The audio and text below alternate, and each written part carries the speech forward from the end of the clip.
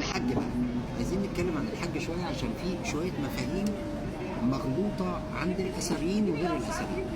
يعني الاثريين بيقولوا ان المصريين القدماء كانوا بيحجوا في ابيدوس، وبيقولوا ان مناظر الحج بتاعت ابيدوس مرسومه على الجدران. هنا في مغالطه، ومغالطه مهمه جدا تتكشف للناس.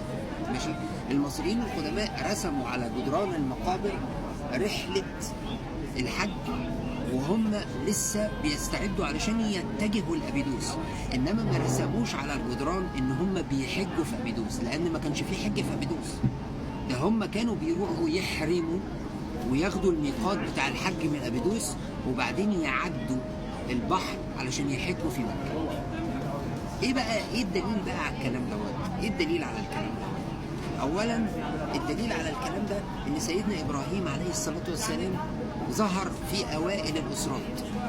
يعني اذا كنا بنفترض ان سيدنا يوسف عليه الصلاه والسلام اللي هو حفيد سيدنا ابراهيم ظهر في الاسره الثالثه، فمعنى كده ان سيدنا ابراهيم عليه الصلاه والسلام ظهر ربما في الاسره الاولى او ربما قبل انشاء الاسرات كمان، يعني فترة وجيزة قبل إنشاء الأسرة. طيب بما إن سيدنا إبراهيم ظهر في الفترة دي، فيبقى إذن سيدنا إبراهيم استجاب للأمر الإلهي اللي موجود في القرآن الكريم.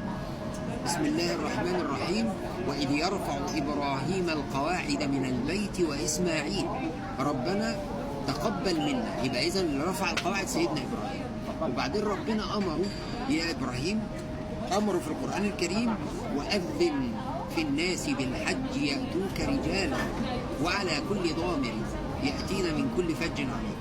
ربنا أمر سيدنا إبراهيم يؤذن في الناس بالحج.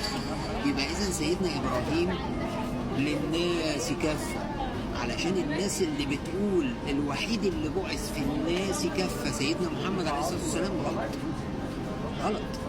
ما هو ربنا مدي في القرآن الكريم أمر لسيدنا إبراهيم: وأذن في الناس بالحج، في كل الناس. يبقى إذن هنا سيدنا إبراهيم برضه بعثته كانت لكل الناس. سيدنا إبراهيم برضه كان بيخاطب كل الناس.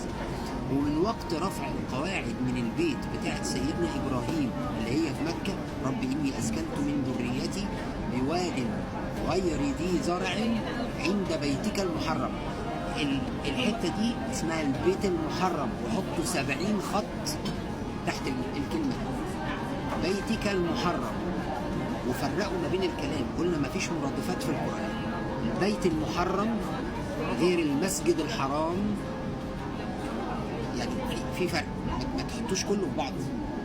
في حاجة اسمها بيتك المحرم، عند بيتك المحرم. فمن وقت رفع سيدنا إبراهيم وسيدنا إسماعيل للقواعد من البيت وأذانوا في الناس بالحج في هذه المنطقة، المصريين القدماء بدأوا يروحوا يحجوا في مكة بالميم. كانوا بياخدوا المراكب بتاعتهم عبر النيل لحد أبيدوس، يحرموا في أبيدوس وياخدوا الميقات في أبيدوس، وبعدين يعدوا الناحية التانية يروحوا ياخدوا الطريق بتاع البحر علشان يحجوا في مكة. علشان كده كلمة الحجاز اللي احنا بنقولها لحد دلوقتي هي كلمة مصرية قديمة. حج آس، الذهاب إلى النور أو السعي إلى النور. علشان كده احنا بنسمي البلاد اللي هناك اللي فيها مكة بلاد الحجاز. حج آس كلمة مصرية قديمة. اوكي، كلمة مكة نفسها، كلمة مكة نفسها جاية من كلمة مصرية قديمة اللي هي ملكاي. اوكي، وبتتكلم عن الكعبة اللي هي الكيوب، الكعبة الشكل المكعب، تمام، اللي هو الكيوب، برضه كلمة مصرية قديمة. يبقى إذن المصريين القدماء بيثبتوا إن الحج كان في هذا المكان. وبعدين عشان نريح بعض من القصة دي تماما، ربنا سبحانه وتعالى لما بيتكلم في القبلة والتوجه للقبلة بيقول لسيدنا محمد عليه الصلاة والسلام: فولي وجهك شطر المسجد الحرام وحيث ما كنتم فولوا وجوهكم شطرا. وبعدين يقول: ومن حيث خرجت، من حيث خرجت. طب هو أخرج منين؟ سيدنا محمد أخرج منين؟ أخرج من مكة. سيدنا محمد أخرج من هذا المكان، من مكة. فبيقول له: ومن حيث خرجت فولي وجهك، يعني وأنت في مكة ولي وجهك شطر المسجد الحرام. طب لو انت في اي حته تاني برضه فولوا وجوهكم شطرا. فالحج هناك، وواضح ان الحج هناك من ايات القران الكريم، وواضح ان المصريين القدماء كانوا بيحجوا في نفس المكان، لان سيدنا ابراهيم تواجد في فترة أوائل الأسرات، وربما قليلا قبل بداية الأسرات، يعني ربما يكون عاصر حتى نعمر اللي هو أول واحد عمل عملية توحيد في التاريخ المكتوب ما بين شمال مصر وجنوب مصر. يبقى إذا المصريين القدامى ما عندوش دليل على كده، هو عنده دليل إن هم كانوا بيتوجهوا لأبيدوس.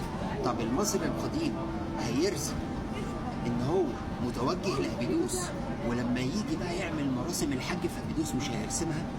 مش هيورينا هو كان بيطوف ازاي في أبيدوس، ولا كان بيحج ازاي، ولا كان بيعمل ايه؟ اكيد كان هيرسم المراسم دي، والمراسم دي غير بعض. ده اول حاجه. تاني حاجه، معبد أبيدوس معمول فيه تشابلز كتيره جدا، في تشابلز كتيره جدا او مقاصير كتيره جدا. المقاصير الكتيره جدا دي للمذاهب المختلفه في الوقت ده، فكله كان بيروح ياخد الميقات والاحرام من هناك على اساس ان هو بعد كده ينتقل الى المكان اللي كلهم هيتجمعوا فيه.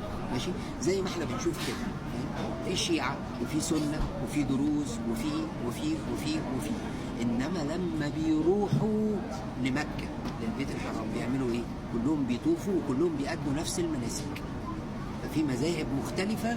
ده في أبيدوس عشان تاخد الميقات تروح هتلاقي التشابل أو هتلاقي المقصورة الخاصة بالمذهب بتاعك، فتحرم من هناك، وبعد كده تروح تحج في البيت اللي مسؤول فيه أو اللي أمر فيه بالحج فيه، اللي هو حجاز، اللي هو السعي إلى النور اللي هي ثبت جذورك في التراب فأنت باق ها هنا. الأرض أرضك يا فتى، هذه البلاد بلادنا.